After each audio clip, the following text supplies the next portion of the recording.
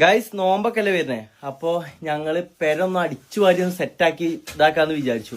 അപ്പൊ ഞാൻ ഇവിടുത്തെ അവസ്ഥ കാട്ടിത്തരാം കേട്ടോ.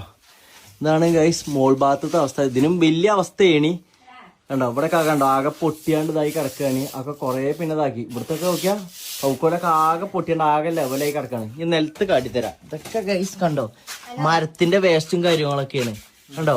ആകെ വേസ്റ്റ് ഇതൊക്കെ ആയി കിടക്കുകയാണ്. എന്താ മമ്മ അറിയണേ? അത് കരിക്കൂലേ ഗൈസ്. മമ്മ കരിക്കൊക്കെ വെച്ചിക്കണ് നമുക്ക് കുടിച്ചാൻ വേണ്ടിട്ട്, ക്ഷീണത്തിന് വേണ്ടിട്ട്. നോക്കിയാ കൗക്കോലൊക്കെ ഒരു അവസ്ഥ നോക്കിയാ. റബ്ബേ കൗക്കോലൊന്നും ഇല്ലല്ലേ. കൗക്കോലൊക്കെ പൊട്ടിയാണ് അങ്ങെത്തിക്കണ് കണ്ടോ.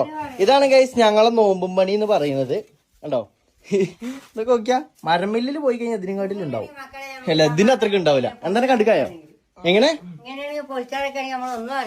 അതിനെ പറഞ്ഞേ.